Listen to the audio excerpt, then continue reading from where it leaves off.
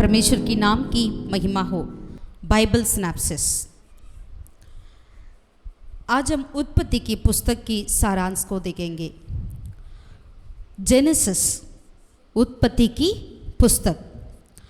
उत्पत्ति नामक शब्द सेप्तुअजिंट बाइबल के ग्रंथ नाम गेनेसिस अर्थात उत्पत्ति अथवा आरंभ इससे लिया गया है। इब्री बाइबल में उपयोग किया गया सबसे पहला पद बेरिशित है, जिसका अर्थ है कि आदि में, या अंग्रेजी में हम कहते हैं इन द बिगिनिंग, जेनेसिस। इज़राइलियों की मरुभूमि पे ये सारी बातें हुआ है।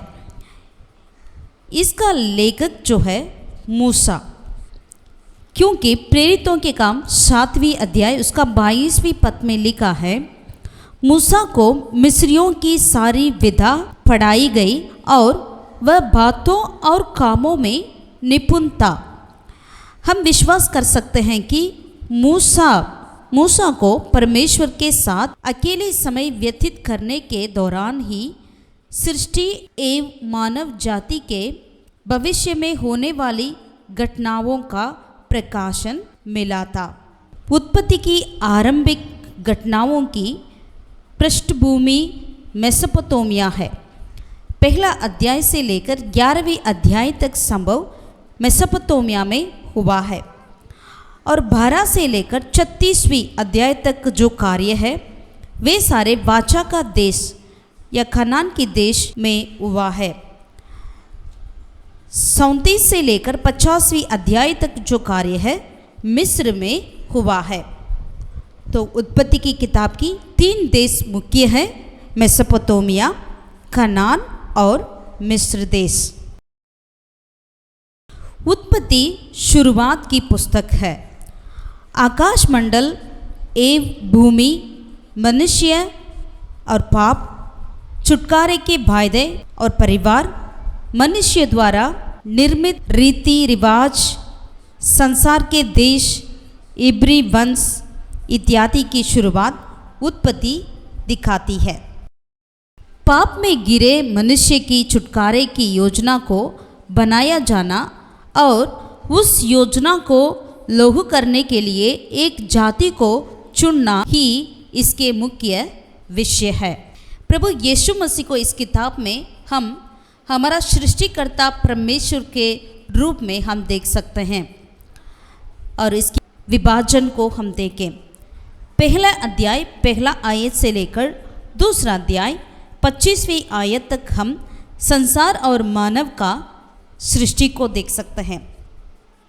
तीसरा अध्याय 1 से लेकर 24 आयत तक जिस तरह से मानव परीक्षा में पड़ा और उसके चलते परीक्षा और पतन को देख सकते हैं। अध्याय 4 और 5 में आदम से लेकर नूह तक कार्य को देख सकते हैं। अध्याय 6 से लेकर 10वीं अध्याय तक नूह और जल प्रलय की कार्य को पढ़ सकते हैं। 11वें अध्याय में हम ये बाबुल की मीनार के बारे में पढ़ सकते हैं और 1 से 9 आयत तक बाबुल की मीनार की बातें लिखा हुआ है।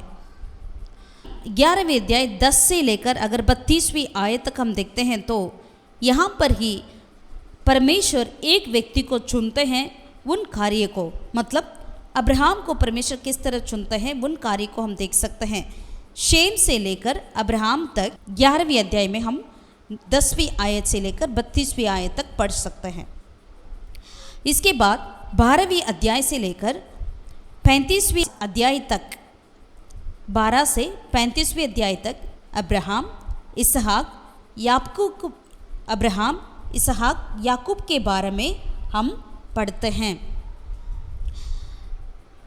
36वीं अध्याय में एसाव की वंशवली को हम पढ़ सकते हैं। एसाव की वंशवली 37 से लेकर 45 तक हम यूसुफ और उनकी भाई के बीच में जो भी बातें हुआ उन्हें हम पढ़ सकते हैं। और अंतिम में 46 से लेकर 50 तक, 46 अध्याय से 50th अध्याय तक हम याकूब का मिस्र में जाना इन बातों को पढ़ सकते हैं। मिस्र में याकूब का आप्रवासन को हम देख सकते हैं। इमिग्रेशन, याकूब ने किस तरह मिस्र में गया और वहाँ पर रहा, इन बातों को हम पढ़ सकते हैं। यही है उत्पत्ति की किताब की सारांश। God bless you.